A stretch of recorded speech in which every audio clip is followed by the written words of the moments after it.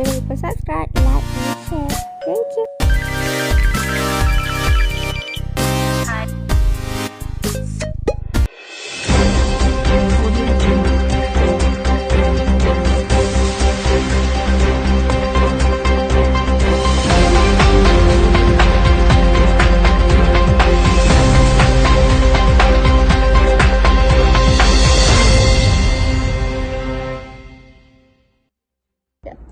Assalamualaikum warahmatullahi wabarakatuh. Bersama saya Norma Slinda Binti Syumarat, nombor metrik T20105699 dari Pelalapan. Saya Diploma Pendidikan Awal Kanak-Kanak. Okey, bertemu kita di Berita TV5. Isu berkaitan kanak-kanak dan remaja tidak pernah lekang dibincangkan serta menjadi topik utama sepanjang tahun ini, termasuk wujud desaan pengumbalan atau tertentu membabitkan golongan itu.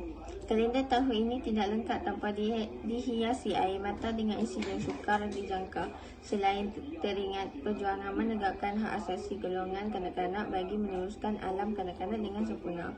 Di TV5 mengungkapkan 5 isu keselamatan kanak-kanak semasa kesemasa.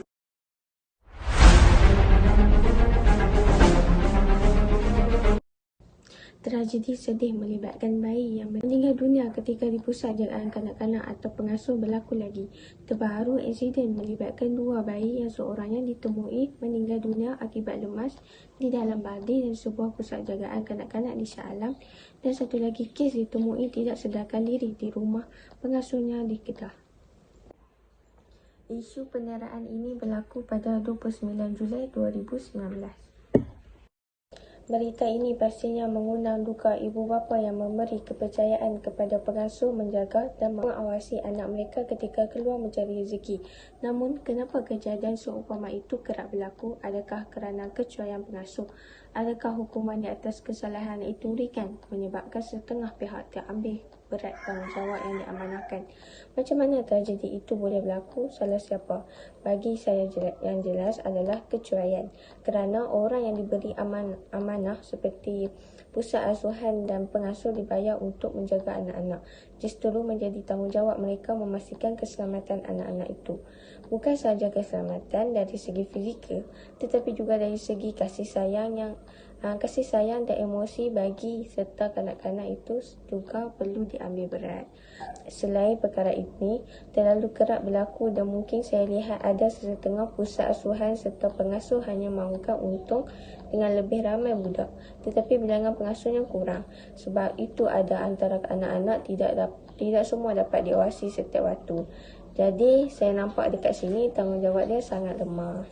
Saya telah membuat satu laporan untuk bertanyakan pendapat ibu bapa mengenai kes penyeraan kanak-kanak di tempat asuhan.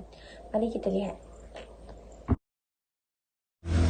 Okey, Assalamualaikum warahmatullahi wabarakatuh. Bersama saya Norma Slinda Binti Syumarat dari TV5. Okey, hari ini saya nak tanya pendapat ibu bapa macam mana mereka nak hantar anak mereka ke tempat asuhan.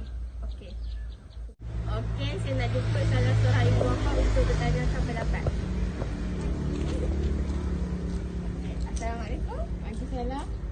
Macam mana pendapat Pengasuh perlu ada pengalaman dalam menjaga atau mengasuh anak sebelum bekerja. Okey, macam mana kita sebagai ibu bapa nak tahu pengasuh tu dia sangat sukakan budak ke tak? Kita sebagai ibu bapa perlu berhak bertanya bakal pengasuh apa yang mendorong mereka melakukan tugas dan apa yang seronok mengenainya. Okey, bagaimana kes penyeraan ini berlaku? Ini adalah kecuaian pusat jagaan tersebut kerana ibu bapa selalunya akan pastikan anak mereka dalam keadaan yang selamat setiap masa.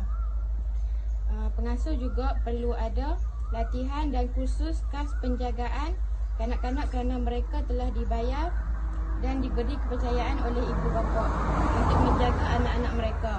Tanggungjawab itu perlu dipegang dan dengan sebaiknya. Okey, terima kasih Puan atas pendapat pasal kes penderaan kanak-kanak ni. Okey, kita kembali ke siaran utama. Hukuman yang dikenakan mengikut Seksyen 31 Akta Kanak-Kanak 2001 yang memperuntukkan denda maksimum sebanyak RM20,000 atau penjara maksimum 20 tahun atau kedua-duanya jika sabit kesalahan. Cukup bagi menyedar semua pihak akan hukuman berat yang dikenakan oleh mereka jika terbabit dalam perbuatan mendera kanak-kanak. Isu yang kedua mengenai isu rogol kanak-kanak. Okey, di Kemaman, seorang kanak-kanak tahun 6 mendakwa menjadi mangsa rogol 15 lelaki dalam kejadian di dua buah kediaman berasingan di sini pada Ahad lalu. Ketua Polis Kemaman, Superintenden Hayan Ramlan berkata berdasarkan siasatan awal, mangsa berusia 12 tahun itu mendakwa dirogol lelaki berusia 19 tahun antara jam 4 petang dan 3 pagi. Mangsa dikatakan dibawa suspek ke salah sebuah kediaman lain terletak kira-kira 2 km dari lokasi kediaman pertama. Mangsa mendakwa dirogol seorang kenalan yang baru 2 hari dikenali menerusi aplikasi WhatsApp. Dan katanya ketika dihubungi beliau berkata kejadian itu terbongkar apabila ahli keluarganya menyedari mangsa tidak pulang ke rumah selama 2 hari. Setelah didesak, mangsa akhirnya menceritakan kejadian sebenar yang menimpanya.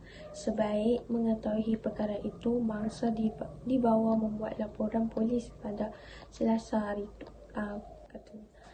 Bertindak daripada laporan dibuat, katanya pihak polis menahan 10 lelaki termasuk seorang penganggur berusia 19 tahun bagi membantu siasatan. Semua yang ditahan petang semalam telah direman sehingga Ahad itu. Pihak polis masih mengumpul maklumat mengenai 5 lagi suspek bagi membantu siasatan. Dalam perkembangan sama, harian berkata hasil pemeriksaan dijalankan di atas mangsa di Hospital Kemaman mendapati terdapat kesan koyakan pada bahagian hukuman yang dikenakan mengikut Seksyen 307 Penanganan Keseksaan kerana kes merogol.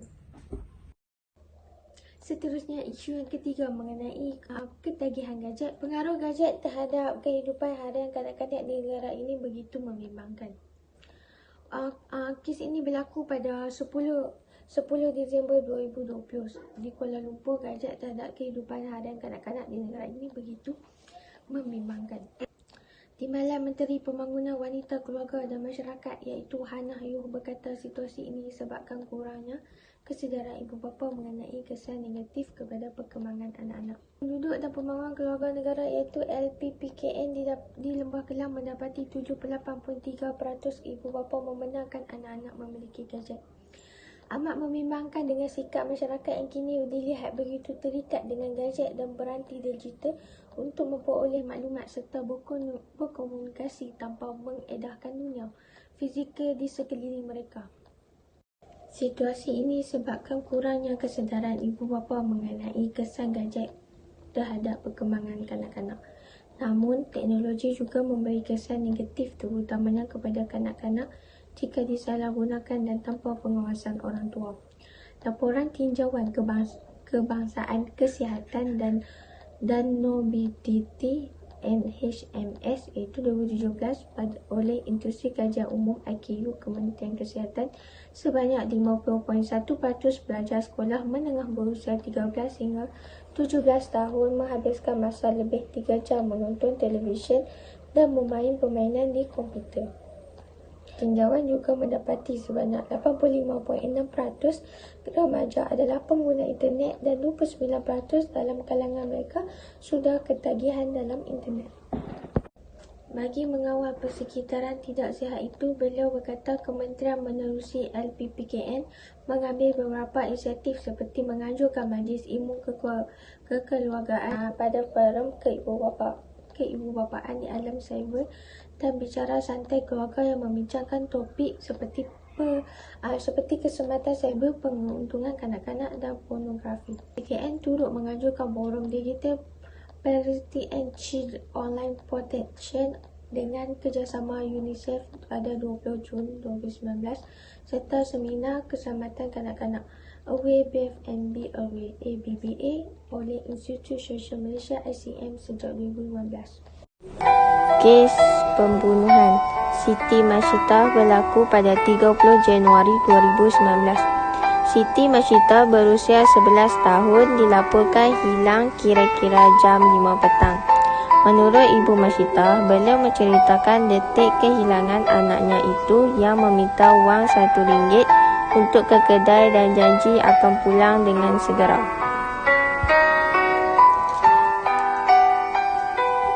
Ashika ditemui maut dalam keadaan tragis, kepalanya terpisah daripada badan, tangan dan kakinya diikat.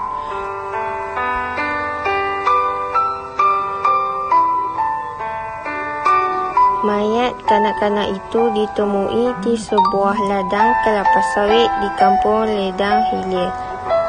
Dendam dan marah kepada keluarga dipercayai punca kepada pembunuhan kejam kanak-kanak perempuan yang berusia 11 tahun itu.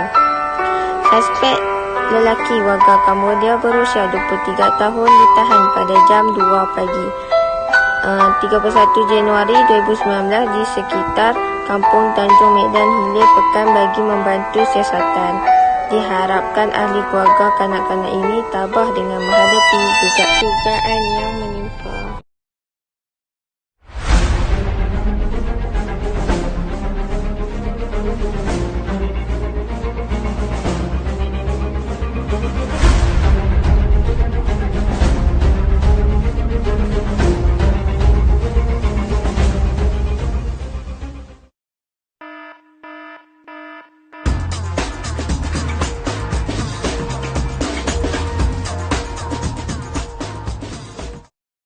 Kes yang terakhir adalah kes penculikan kanak-kanak.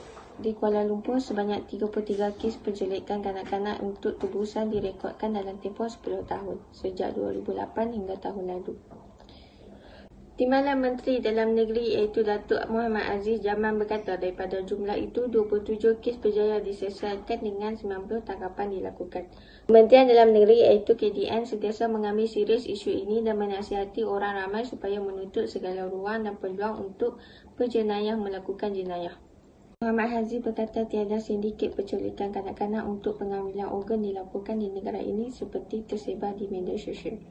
Sebaiknya, katanya, kes kebenaran berlaku di luar negara, namun ada setengah netizen yang menyebarkan mendakwa berlaku di negara ini. Saya sendiri menerima maklumat mengenainya, namun apabila merujuk kepada pihak polis, saya dimaklumkan ia berlaku di negara jiran. Polis menerusi operasi khas dikenali Scorpion Gen. Giat menjalankan operasi berhubung dengan kes penculikan. Kita serius memerangi kes penculikan, apalagi membabitkan pelancong asing dan rakyat asing menetap di negara ini. Muhammad Aziz pula berkata KDN menubuhkan jawatan kuasa khas kajian undang-undang dan jawatan kuasa taktikal bagi mengkaji 6 akta di bawah kementerian itu. Akta berkenaan ialah Akta Kesalahan Keselamatan Langkah-Langkah Khas 2019 SOHMA, Akta Pencegahan Jenayah 1959 iaitu POKA, Akta Hasutan 1984, Akta Perhimpunan Aman 2012 dan Akta Mesin Cetak dan Penerbitan 1984 AMCP. Ketika ini, KDN sedang meneliti kesemua isu dan pandangan yang dikemukakan oleh kedua-dua jawatan kuasa itu. KDN akan show berkenaan undang-undang berkenaan dengan Jemaah Menteri untuk diputuskan. Sesal dahulu pendapatan, sesal kemudian tiada gunanya. Bersama saya Nur Masina binti Jawarat di TV5. Semoga bermanfaat. Terima kasih.